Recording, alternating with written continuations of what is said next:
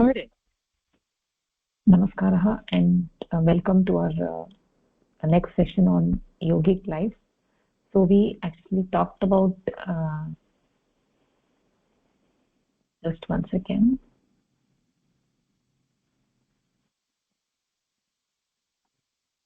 Sorry, we talked about the Upavasa last week. We talked about we've been talking about Satvik Ahara, and then also we talked about Nirjala Upavasa last week. So actually moving on from there, we're going to talk about a little bit about the Brahmacharya Bhava, right? Brahmacharya. So what is Brahmacharya? Do we understand what is the meaning of Brahmacharya? So we are, the mind, we are living in the society. So the mind becomes colored by the objects of the world, right? Our mind is colored by the external world. So our goal as sadhakas, as yogis living in this world, we have to live in this world, right? As yogis, it's not that like generally they say sannyasis, they just go to the go to some cave in the Himalayas. So but our goal as sadhakas, as yogis, is to live in this world, not to run away from it. We don't want to live in some cave in the Himalayas. We live in this world, but the mind resides with that supreme entity. Mind resides with Paramapurusha, right? And that is easier to do on the day of Upavasa than compared to other days. So generally our mind is attracted by the objects of the world, and similarly when we eat the food, right, every day we eat 3 times a day, we eat. When we eat the food, then also our taste buds get activated, our taste buds get attracted towards the food. So Upavasa is a day where we can even control that, where we're not going to eat anything, not going to drink anything. So in that on that day it becomes easier to be to be focused on Paramapurusha, and this very spirit of living in the world while keeping the mind in constant association with Paramapurusha, that is actually called as Brahmacharya. The spirit of living in the world, but you keep your mind constantly associated with the Parabrahma, that is called as Brahmacharya.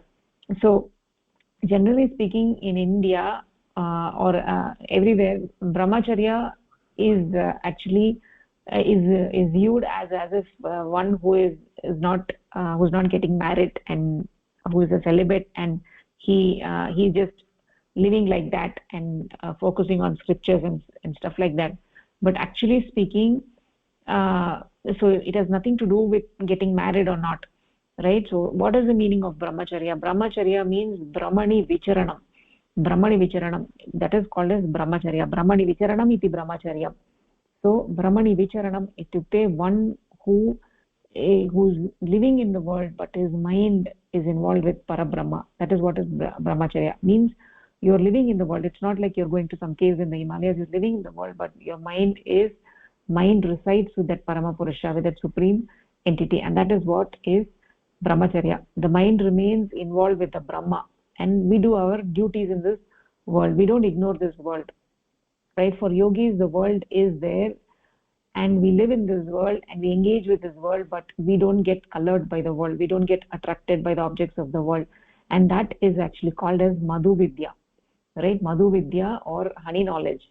Madhu Vidya or honey knowledge. Madhu Vidya means that we are in this world, but we experience everything in this world as an expression of that supreme entity. So we see everything as expression of Parabrahma. So we see every object that we interact in this world, we see that as an expression of Parabrahma. When we interact with any other human being, we see that human being as an expression of Parabrahma. When we look at anything in this world, any object in this world, the immediate thought that comes to our mind is that this is an expression of Parabrahma, and that is actually called as Madhu Vidya or honey knowledge, and that is what is the Brahmacharya. Brahmacharyam is not, it does not mean not to get married. That is misunderstood meaning of the word Brahmacharya. Brahmacharya means Brahmani Vicharanam. Brahmani Vicharanam means you are living in this world, but you're constantly, your mind is engaged with Paramapurusha, with that supreme entity, and that is actually called as the Madhu Vidya, right?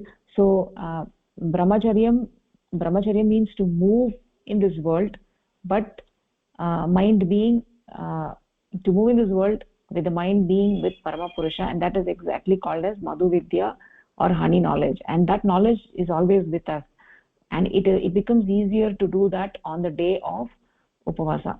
But it can actually, it must be done every day. Madhu Vidya must be practiced every day, must be practiced every minute of the day. Every minute of the day, when whatever you are doing, your mind must be in the thought of Parabrahma. You should think that you're doing this job for Parama Purusha.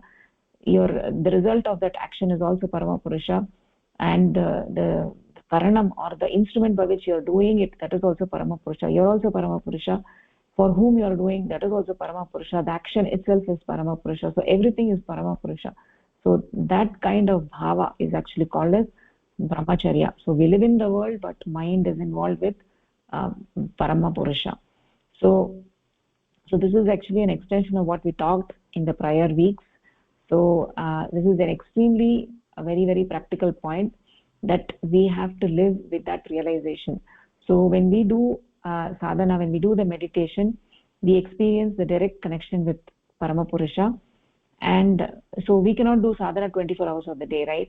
So when we do sadhana, maybe for 1 hour a day, 1 hour every day, or how many more minutes that we do sadhana, that time we have direct experience of Paramapurusha. But Brahmacharya is an extension of that very feeling we get during sadhana, which lasts throughout the day. Even when you are not doing sadhana, it lasts throughout the day, 24 hours of the day, during sleep and also during your wakeful time. So we can live in the realization aham brahmasmi, right? Everything in this world, from mosquitoes to computers to books to the sky, the trees, human beings, everything is Brahma, right? Everything is Brahma. That is what is called as Brahmani Vicharanam. Brahmani Vicharanam, moving in the thought of Brahma. That is exactly what is called as Madhu Vidya, right? So, okay. So Brahmani Vicharanam iti Brahmacharyam. Okay. So we said that it is easier to do that on the day of Upavasa than on the other day, because on the day of the Upavasa you're not, because food is actually one big thing for it is a big part of our life every day, right?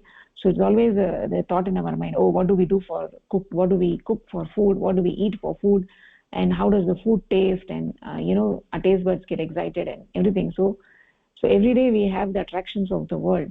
So on the day of the Nirjala Upavasa, we don't have any attraction from the world. Even we don't have the food and water. So that day it becomes even more easier to be focused on Paramapurusha, be in constant association with Paramapurusha. So that is what is Brahmacharya, right? So Moday, you want to summarize what you understood? Yes, Bharani. So, last week we talked about Nirjala Upavasa. Upavasa means living closer, and by that, it's really where you are just getting as close to Paramapurusha in your thoughts and deeds. And the Nirjala Upavasa is where you don't eat or drink anything and spend all your time in that constant meditation on the Paramapurusha, on that the supreme power. Then this week we're looking at Brahmacharya, Brahmani Vicharam iti Brahmacharya. So you're constantly thinking about the Brahman, constantly thinking about that Paramapurusha, and the mind that's colored by the world in a normal day-to-day life is focused towards looking at all the colors of the world as the expression of the Paramapurusha. So you're just turning all the impact and all the colors that the world is painting into the mind as an expression of Paramapurusha in different forms, in different colors, in different ways. And this constant thinking of Paramapurusha, constantly dwelling in the thoughts of Paramapurusha, is called Madhu Vidya. So it takes that feeling that you get from sadhana or meditation with you the whole day with that Madhu Vidya uh, uh, perspective. In the Madhu Vidya uh, not aspect, I'm going to say perspective. And so the Madhu Vidya means we are in the world, we experience everything in the world as an expression of that Brahman. And so it just uh, enjoy everything around you in the world as an expression of Brahman, constantly thinking about Brahman, focusing in on that Brahman aspect, and focusing in on the supreme entity. And even though it's easier to do it on the day of Upavasa, uh, because it's one less distraction to the mind, but it could be done any day and every day. Is that? Yeah. Yes, Madhu. Okay. Very nice. Very nice. Yes, that is the thing. So yeah. So we should try to practice this feeling, right? This Brahmacharya Bhava. We should try to practice this feeling. We should, close our eyes for a moment, and at any time of the day, right? No matter where we are, we should try to close our eyes for a minute and get that feeling that everything is Paramapurusha, everything is Paramatma, right? There is nothing. This whole srishti is nothing but Paramapurusha. So with our eyes open, as we move through the day, we should feel, right, as we, even with our eyes open, right, when we close our eyes, we can feel that everything around us is Paramapurusha, everything is Paramapurusha. So that kind of bhava should be there even when we have our eyes open, right? So when we do the sadhana, we close our eyes, and at that time we take the bhava of Paramapurusha.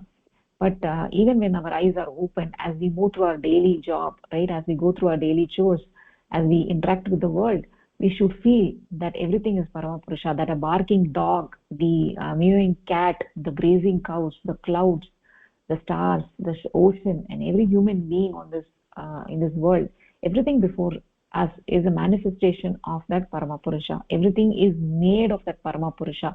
So this is not a bookish knowledge. This is an experiential knowledge. This is an experiential knowledge. It's not a bookish knowledge. So it is a very, very practical science. Yoga is a very practical science, and when we implement this Brahmacharya Bhava in our life, this Madhu Vidya, you will witness that your mind is expanding, and your mind becomes all inclusive. The narrowness of the mind, any dogmas and any limitations of the mind, all that actually vanishes, right? It vanishes. Paramapurusha is with everyone. The force that is guiding the stars is also guiding you, right? Nobody in this world is alone or helpless. So he is Paramapurusha is helping you in everything, right? So nobody should ever feel hopeless, right? That is actually called as Brahma Bhava. That is called as Madhu Vidya, right? Madhu Vidya is actually part of that Brahma Bhava. We are all interconnected in one fluid of consciousness through which everything is one. There is only one thread that connects all of us, and that is Paramapurusha. Everything is united, right? Everything has emanated from that very consciousness, and this is one practical aspect of uh, the yogic life, that we always feel connectedness, we always feel connected with everything in this world, because everything is made of Paramapurusha, right? So how can I be different from you? Why should I treat you different from me, right? Because we are all coming from the same Paramapurusha. We are all progeny of Paramapurusha. So if everything is made of Paramapurusha, then how can I see something different from me, right? What I have is the same thing what you have, and everything else in this world is of the same thing. So we always feel that no matter what is happening, no matter what objects are around us, everything is made of that very consciousness, right? So going forward, when we actually start reading the Karapatras, we're going to talk about how this Srishti came about, how this world came into existence. So any philosophy, any true complete philosophy must have an explanation for this, for this universe, right? And that is what is actually called as the cosmology, how this universe came about, right? How this world came about. Any philosophy must have an explanation for how the Srishti happened, right? So that is called as cosmology. And the ultimate ingredient, what is the samagri from which this universe is made of, is that samagri is nothing but chaitanyam, shuddha chaitanyam, consciousness. That is the samagri from which this whole universe is made. So this whole universe is gatishil. Everything in this universe is vibrational, spandanatmakam, and everything in this world is made of Paramapurusha. So nothing in this world is jada, or nothing is inert, right? Nothing is stula, nothing is gross. Everything is subtle. Everything is nothing is crude. Even if you look at a stone, right? That stone is also nothing but chaitanyam. Everything in this universe is chaitanyam. So nothing is chaitanyam. So we will be talking about how the Srishti happened, and all of those interesting aspects going forward. So moving on, so when we talked about the sattvic ahar, we always also talked about that how there are three gunas: the sattva guna, rajo guna, and the tamo guna. And a particular food can be sattvic or tamasic or rajasic. We talked about all that. So just like the food, everything in this universe is made of these three gunas. Everything in this world is made of three gunas: so sattva guna, rajo guna, and tamo guna. And with these gunas, this whole world is this entire universe around is created, and we feel this universe, it gives these three gunas gives this world a reality and a value, right? So all of those things we will be talking about going forward, right? How this world came into existence.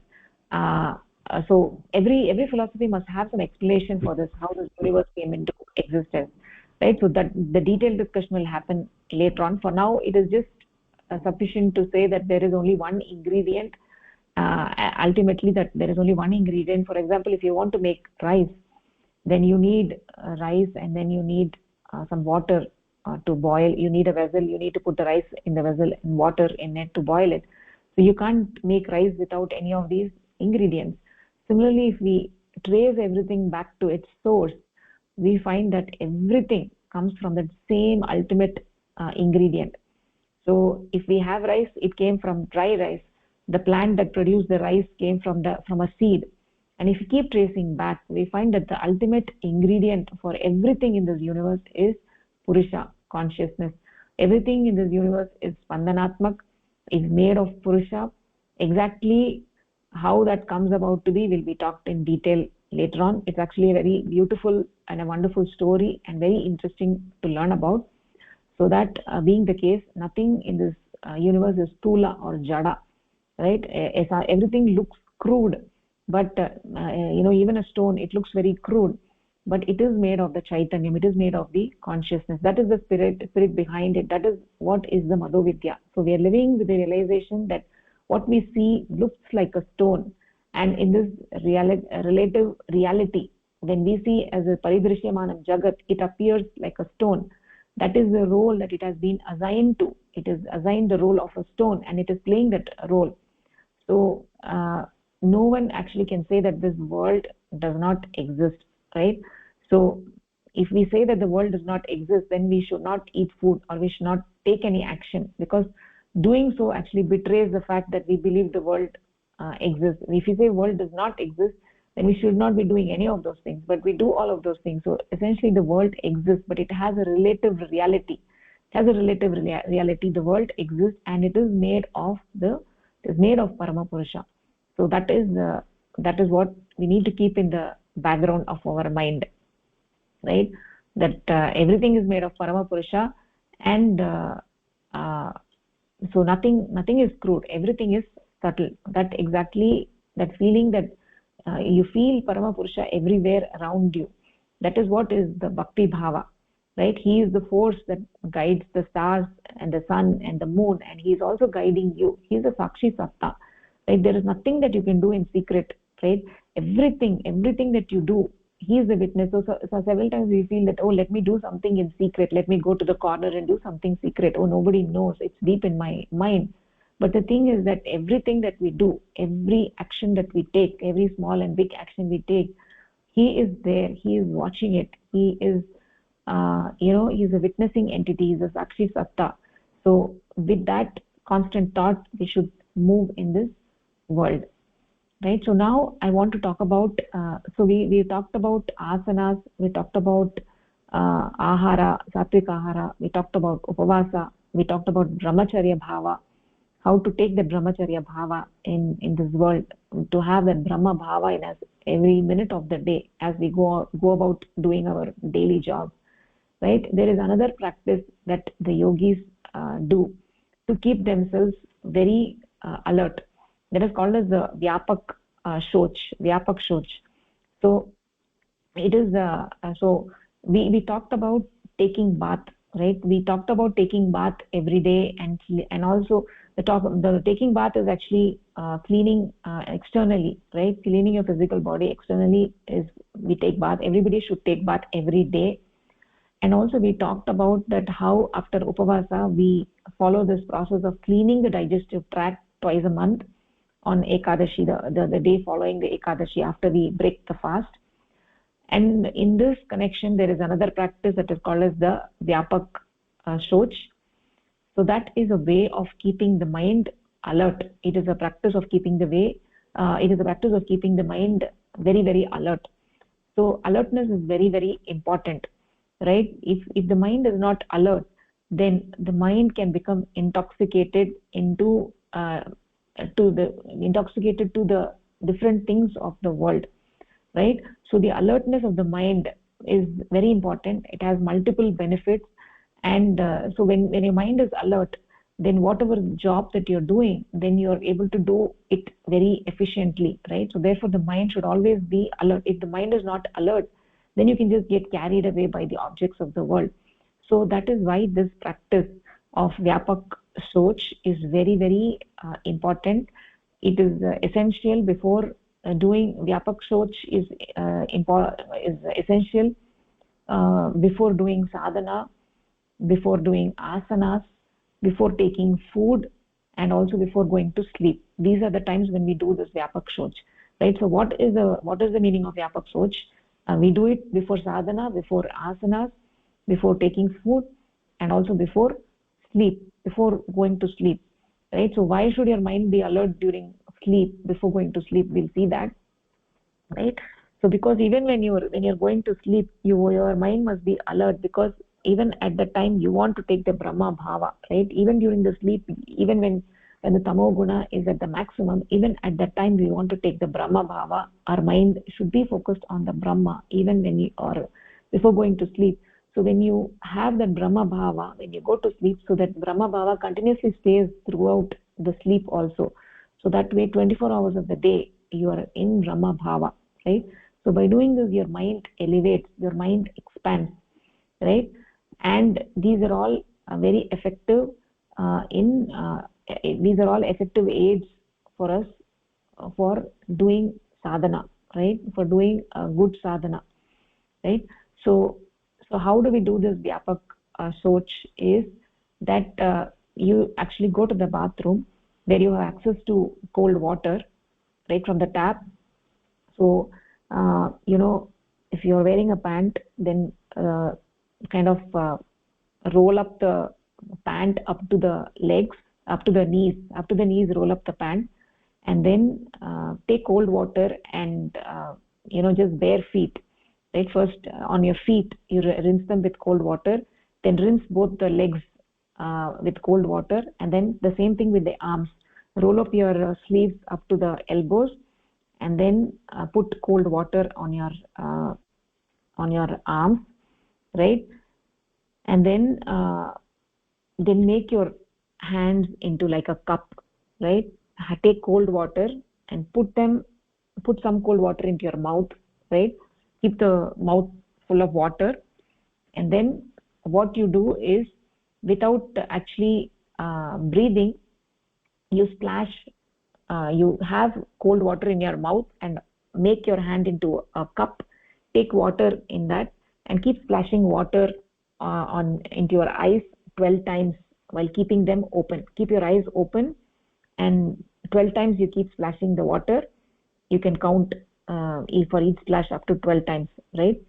Then after you do this, you spit the water from your mouth, and then put some cold water behind your ears ears and behind your neck also, right? And then finally take some water in your hand, right? You take some water in your hand, and then you forcefully inhale it through your nose, right? When you forcefully inhale it through your nose, then the try to get the water to the back of your throat so you can spit it out through your mouth, right? It just goes up to the nose. So when it goes up to the nose, it just feels a slight irritation, like when you forcefully breathe the water from your hand, it goes up through your nose and you feel a slight irritating sensation, right? You feel an irritating sensation. This is called as the nasal wash, right? It is completely harmless,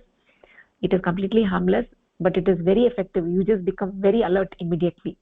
So any time of the day, right, yogis, they're not supposed to sleep during the daytime, right? Sleep is only during a specific allotted time, right? During the day you're supposed to be engaged in activities, right? So what activities, if you're working in those activities, or if you're doing service for the society, then in those activities, or if you think, or every minute of the day you're thinking about Brahma, right? So your mind has to be very, very alert. For that, this practice is very, very useful. So everybody can do this. Is very, very simple practice. Everybody can do it before having food, before asanas, before sattvic, before sadhana, Shamatam, before sadhana, and also in the night before going to sleep, you do this practice. So essentially, you go to the bathroom, you have a bucket with cold water, then wash your legs up to the knees with cold water, and then your arms up to the elbows with cold water, and then you're behind your neck and behind the ears, right? And then take cold water in your mouth. Keep your mouth filled with cold water, and then open your eyes and then splash water on your face with eyes open for 12 times, and then spit out the water. And then after that, what you do is you take water in your hands and forcefully breathe in the water through your nose, right? And then that water will start irritating your nasal cavity. You will feel slight irritating sensation, but it is completely harmless. But then by that process, what happens is that your mind becomes very, very alert. It becomes very alert, and if you were feeling sleepy before that, next minute you're like so alert, and whatever you're doing, you're like with full alertness, you're able to do it, right? So that is what is called as the Vyapak Soch. So anybody, Hamsin Bagni, do you want to uh, walk, kind of summarize what we talked?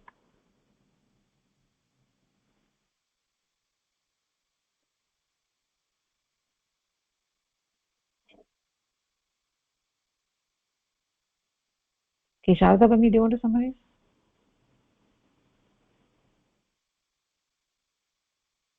Audio doesn't work. Okay. Okay, Chandrasekhar Modeba, you only can summarize kindly. Oh, okay. Thank you, Bharani. So we talked about this Vyapaka Socha. Vyapaka Socha, or a Socham, is to be done before uh, your sadhana or the meditation, before the asanas, before taking food, and before going to sleep. And this simple practice is first washing your feet and legs up to your knees, and wash your hands up to your elbows, and wash the back of your neck, wash the back of your ears, and then fill up your mouth with water and with the water in your mouth, splash water onto your eyes. Keep your eyes open and splash water onto your open eyes. Um, so essentially, like washing your eyes with your eyes open, and for 12 times or more, and then spit out the water in your mouth, and then take water in your hand and inhale it through the nostril to deep enough that it comes out through your mouth or through your throat. And this is a nasal cleansing, and so this also cleanses your nasal passage. And with all that is the Vyapakshocha that's recommended by the yogic practice that helps you keep your mind sharp, keep you ready for the activities such as sadhana, uh, and uh, uh, and and eating food or going to sleep or doing any asanas. I mean Yeah. that Yeah. we, Mhm. we talked about this. Yes, Mother, very nicely said. Thank you. Thank you. So this word, there is this word shauchalayah, that shaucha is a Sanskrit word. Shaucham is an Napumsakalinga. Yes, you rightly said shaucham. In Hindi they say shauch. So vyapak shaucham iti shaucham iti Napumsakalinga shabda. Okay. So that is this is a very good process for keeping the mind very alert, right? It just takes like 2 minutes, and it should be done like Maude was saying, before sadhana, before asanas, before taking food, before sleep. It keeps the mind awake and alert, right? If you're ever feeling sleepy during the day, whether you're studying, you're reading, you're doing your job, or doing anything, performing this procedure, Vyapakshoch, will immediately dispel the sleepiness, right? It's a very, very powerful tool, and it's very simple. So to ensure, so this is a tool to ensure that you're sleeping only when you're required to sleep, and it is time to sleep, right? So and also, like anytime when you feel sleepy, right? uh, this is a very, very powerful tool. And also, in addition to its benefits, before food and sadhana, this vyapak shocham should also be performed, is crucial before sleep. So even though you're going to sleep, it helps to eliminate laziness or lack of alertness, preparing your body and mind for a restful sleep. So when you do this and when you sleep, then you really feel so good, right? You just have to try it out. It's just so good that you know uh, you might ask me, because initially when I was trying to do this, the question that came up to my mind was like, I'm feeling sleepy and I want to sleep. Why would I put cold water in on my face and make my sleep go away, right? But actually it is not like that. So when you put the cold water and when you wash your hands and legs, but of course if you're living in an area where the temperature is very, very low and it is extremely cold, then you can use slightly mild warm water. If you think that you're going to get cold or something, right? Cold or fever by using extremely cold water, then you can use slightly warm water, but not hot water, right?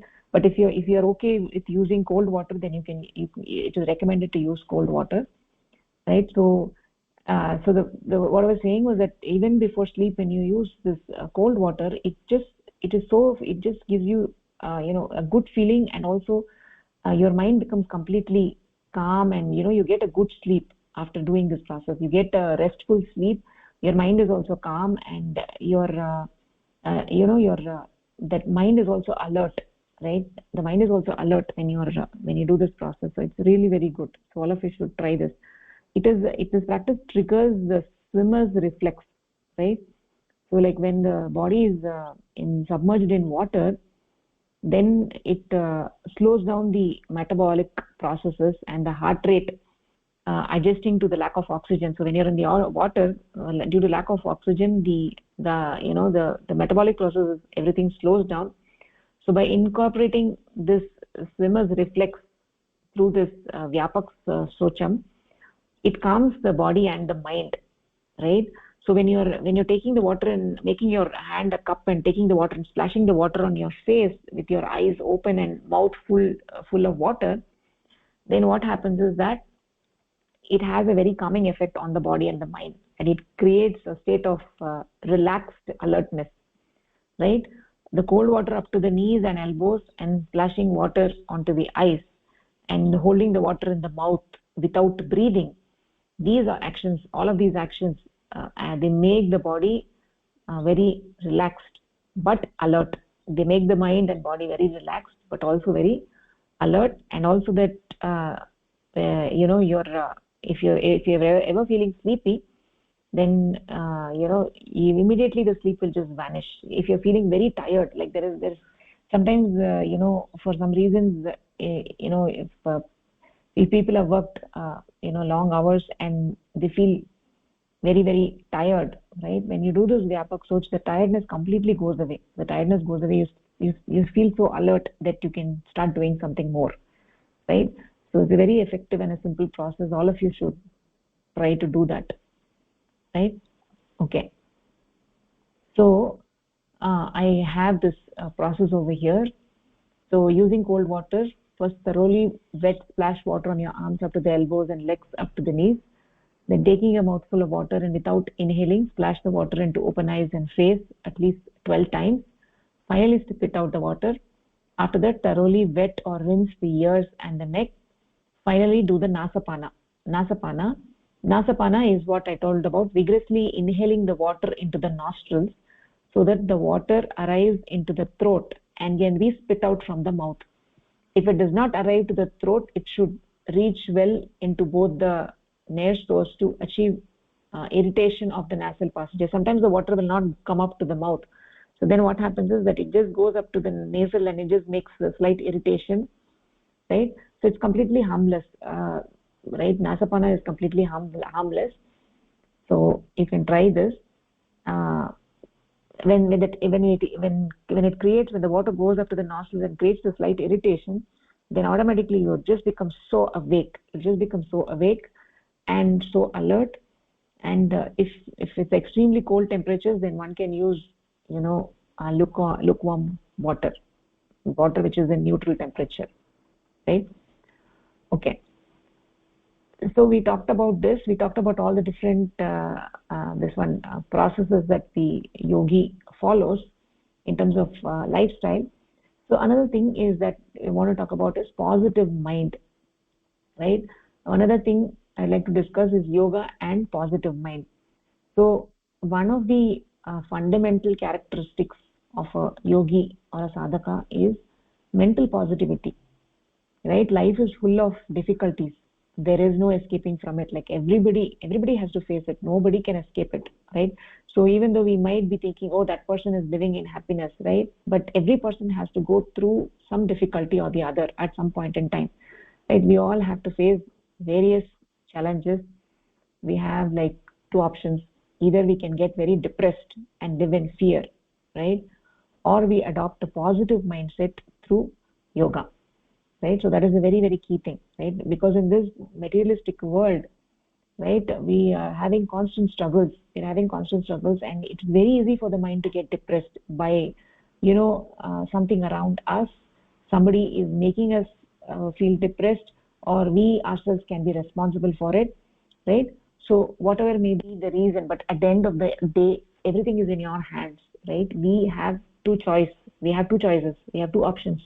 Either we can just sit in a corner and feel depressed and say, I'm not going to do oh my god, it's the end of the world, right? We can feel like that. Or we can say, no, I'm not going to let anything around me take over me. I will have a positive mindset and I will move forward. I know the purpose for which I have taken this birth. I know what is the goal of my life, and I will move forward. So you have the two options, right? So it is really up to us to decide what we want to take. right? So many people turn to astrology to cope with their fears about the future, but this reliance, when we go to some external source and say, okay, what will happen to my life tomorrow, how will my life be tomorrow, right? When you have insecurities about the future, that only indicates lack of faith in Paramapurusha. So when you have this bhakti bhava, when you have strong faith in Paramapurusha, then there is no need to go to an astrology, there is no need to go to an astrologer and find out what will happen to me, what will happen to my family, what will happen to my wealth, everything. There's no need to do all that, right? Or whatever it is that that person is concerned about, whether it is in this material world, people are generally concerned about these things, right? It's either about you or your family or your children, or about the wealth, or those are the things about your job, your position. All of those things people get worried, right? So they go to astrologer because of the fears of the future. But doing this only indicates that you don't have faith in Paramapurusha. So true faith is not dogmatic, right? It is a deep and a very, very abiding trust, right? You feel that Paramapurusha is your close friend, he's your close bandhu, right? For example, like for instance, consider a 3-year-old child walking in the market, right? And the child is holding uh, his parents' hands, right?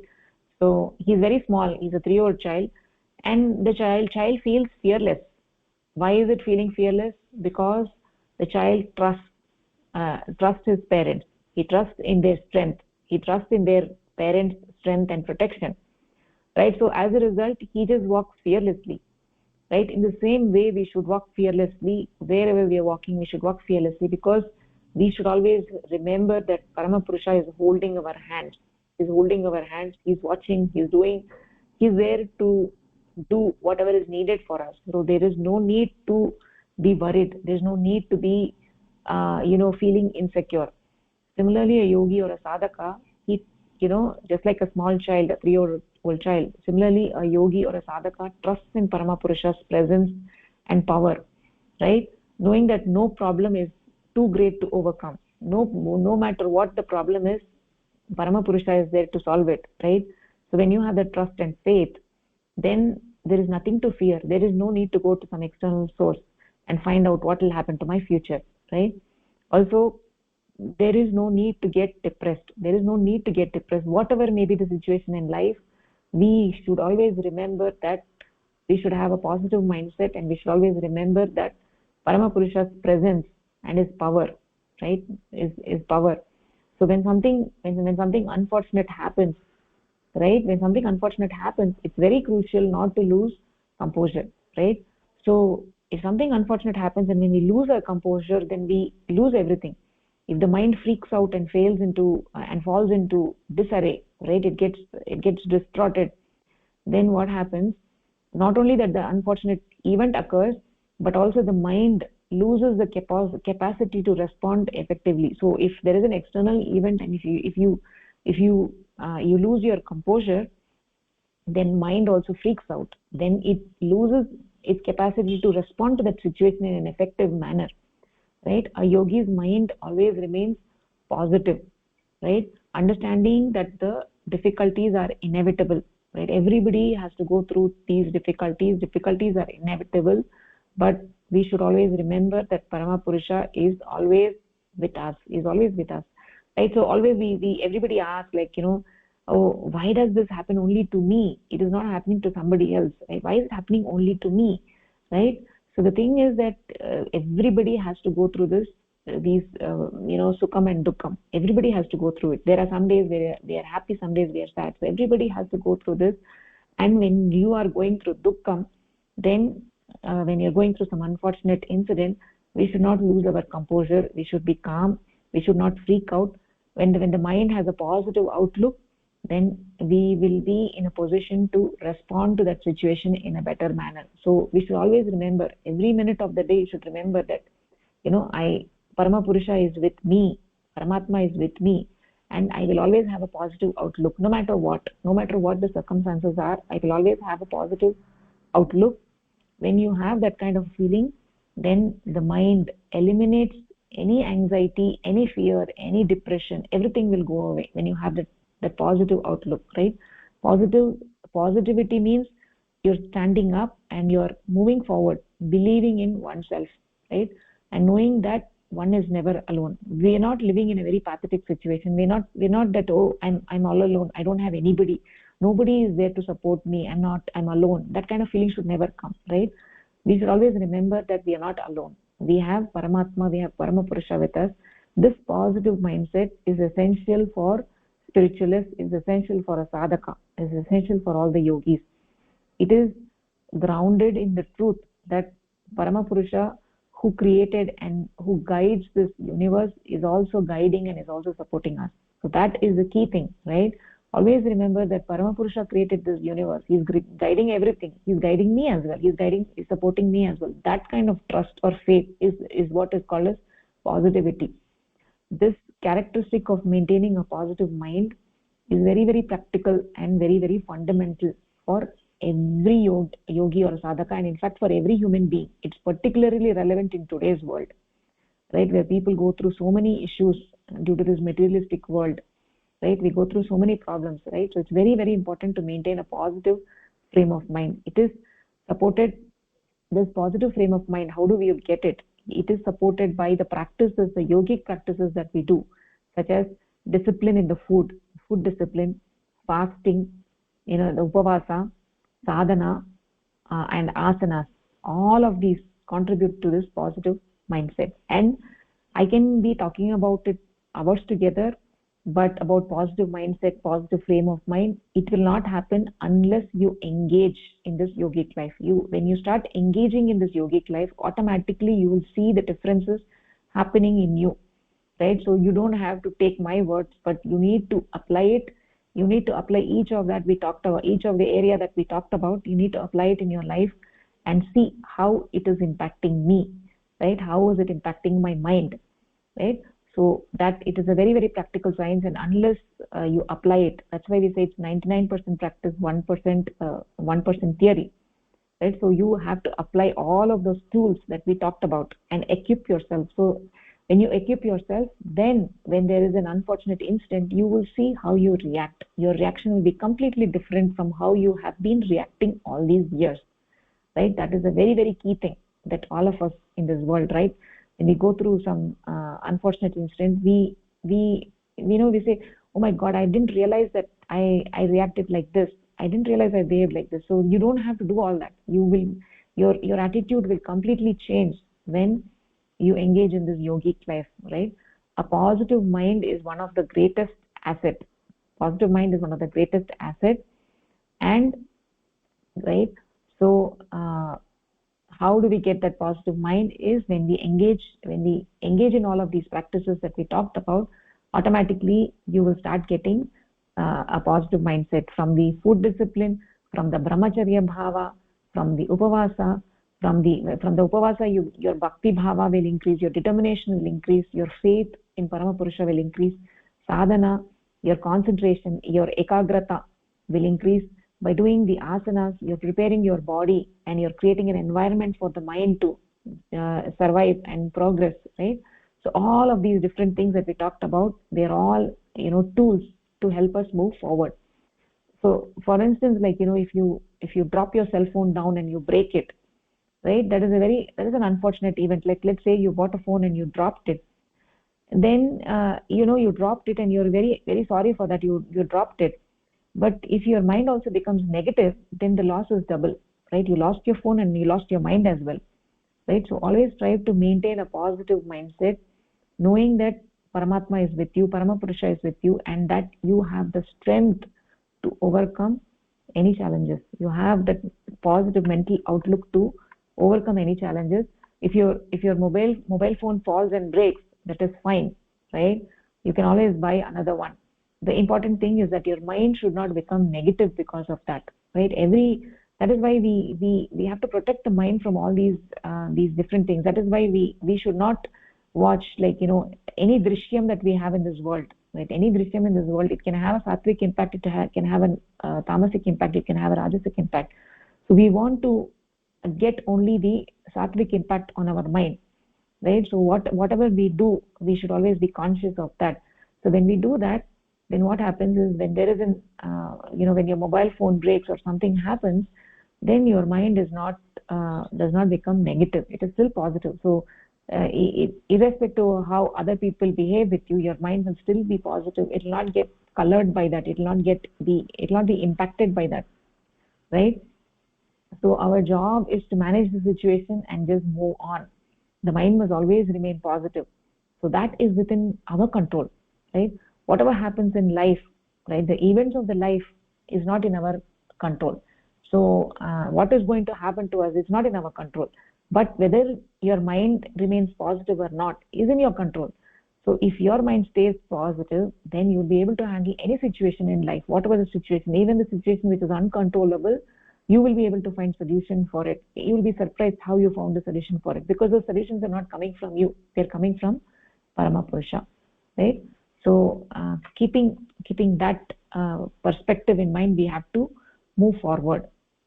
Okay, so any questions on this, on the positive frame of mind?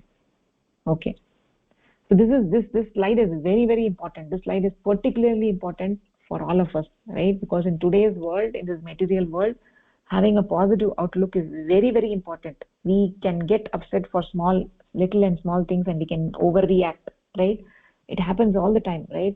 Any small thing that your children did something and you're really upset about it. Your boss did something, you're really upset about it, or anywhere, in any phase of your life where there's something, you get very upset and you lose your mind, and you have an external situation and also you lost your internal cool and calm, then there is no way you can address that situation, right? So having a positive mindset is extremely important.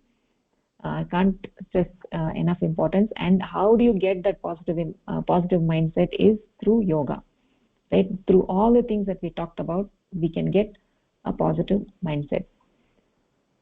So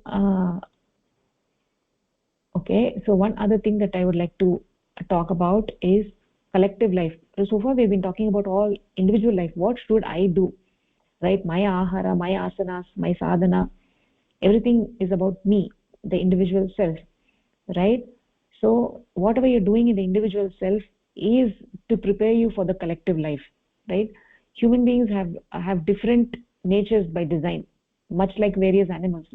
Like animals, we have different nature, right? Some animals are designed to live collectively, while others live alone, right? Like for instance, lions and goats live in packs or herds, while leopards are solitary animals. They live alone, right? The animals that live alone are not lonely because that is there in their design, and those that live together have their well-being closely tied to their collective life, because that is also their design. Either they live alone or they live in a group. It is all by design. So consider a spider, right? A spider lives alone. It weaves its web, and then it is just content being in solitude, right? In contrast, we look at ants, right? They live in a tightly organized society. They're always helping each other and working collectively, right? Human beings, are we like spiders or are we like ants? So we are like ants, not spiders. We thrive in a social context, right? Not in isolation. So up till now, we have discussed the various aspects about how yoga applies to individual life, including practices like sadhana, asanas, vyapakshocha, solid food, discipline, right? Upavasa. So these are all the individual practices. However, human beings are social beings like ants. Yoga philosophy also integrates the social aspect very deeply, right? If an ant is separated from its society, then it cannot fulfill its life properly, because it is designed to live with the rest of the community, rest of its colony. Similarly, for human life to reach its proper goal, we need the greater human family. We need the collective family. Our success as human beings is integral to our social nature, right? For instance, consider someone who needs water. If you need water, right, if you have to dig your own well, grow your own food, build your own generator for electricity, including mining for iron ore. It is impossible, right? Our complex society requires us to work together and help each other, right? Somebody, a farmer goes and he does the agriculture, and as a result we get food, right? It's not like we are doing all of that, and it is not like we are building the wells. It's not like we are digging the wells. It's not like we are generating our own electricity. It's not like that. So we are all working in a society. Somebody else does that and we get help from them, and we do something else and they get help from us, right? So that is how the society works. So we work together, we help each other. This has been true not only in modern times but also in ancient times, right? People have always lived together and supported one another. So yogi understands this social concept, and yogic philosophy and life incorporates this completely, right? That is why we have this phrase as atma mokshah, atmanah mokshah, jagat hita, jagat hitam, jagatah hitam, right? Atma mokshartam jagat hitaya cha, atma mokshartam jagat hitaya cha, meaning atma moksha iti individual liberation, jagat hit is the collective welfare, right? Jagat hit is collective welfare is very, very crucial, because without it we cannot meet our basic needs. If for instance, if someone is starving, then if somebody is starving, how can they focus on the spiritual practice? How can they focus on meditation, right? So unless your stomach is full, you can't do anything, right? So we need food for progressing. So we must move forward collectively, helping each other. This is a necessity. So the world's current state of disorder is due to the absence of yogic philosophy, where one country is fighting against the another country, or one somebody is fighting against somebody else, right? So that is the current state of disorder, right? It is due to the absence of yogic philosophy, yogic knowledge. To succeed in our spiritual life, our social connectivity and collective life are very, very important, right? This is a new aspect that I want to emphasize over here. We live in a materialistic world dominated by capitalism. Materialism falsely teaches us that happiness can be achieved through material acquisitions, material possessions. This is a mistake, is a fundamental mistake. That is what is leading to global warming, wars, right? All of these disagreements between different countries. So materialism actually causes people to live in a pashu jivana, animalistic life, rather than following the manav jivana, which is to attain our goal, our supreme goal, to attain infinite. So human beings have an infinite desire, and we have the option to follow it or not to follow it. So the world can be seen as a university, right? It can be seen as a university with capitalists funding advertisements that always mislead us into believing that the material possessions bring happiness.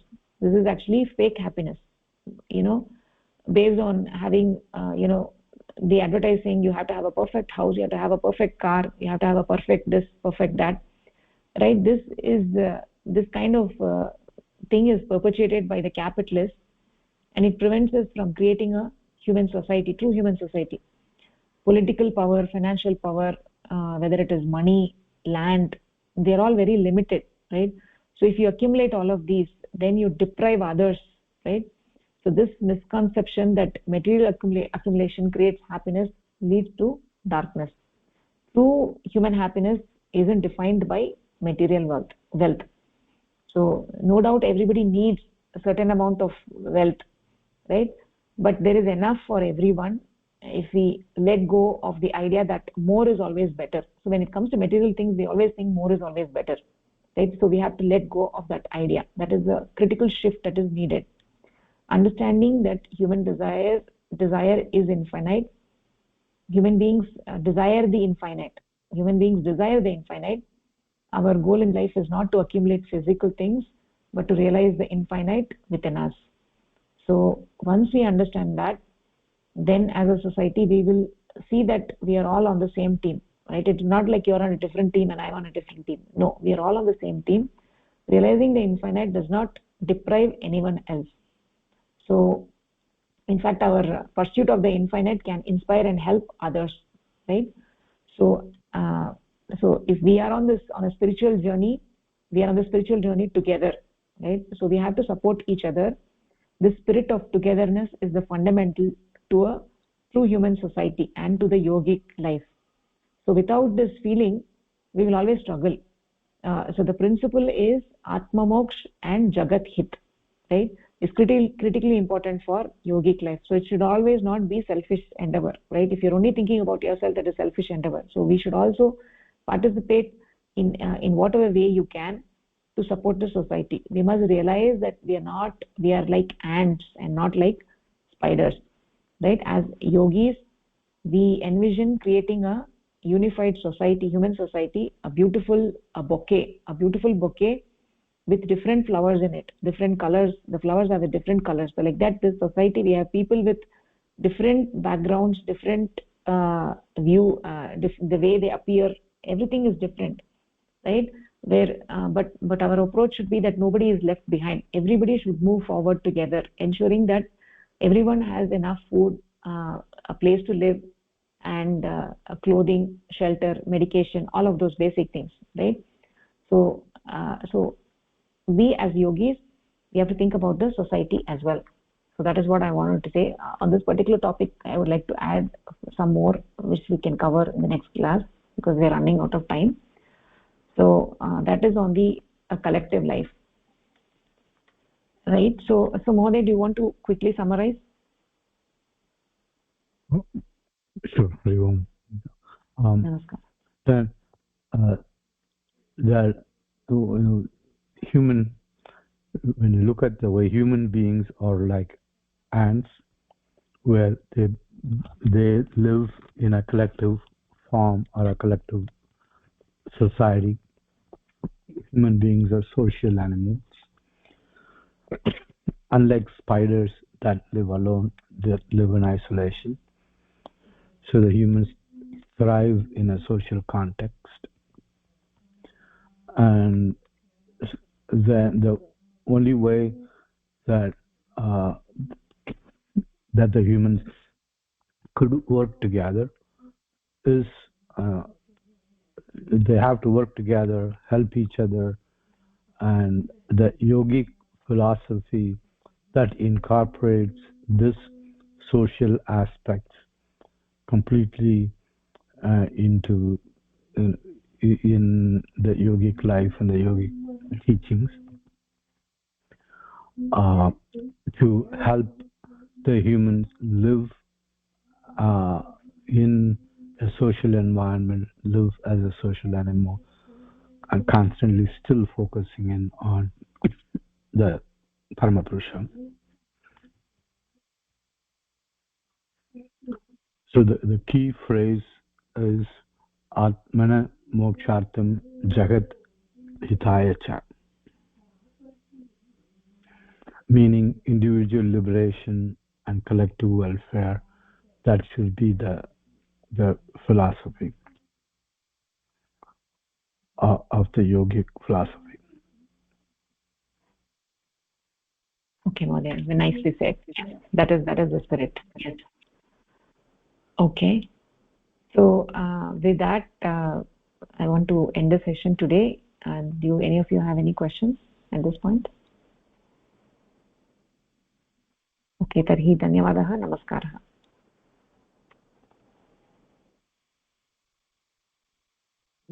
धन्यवादः नमस्कारः धन्यवादः महोदय नमस्कारः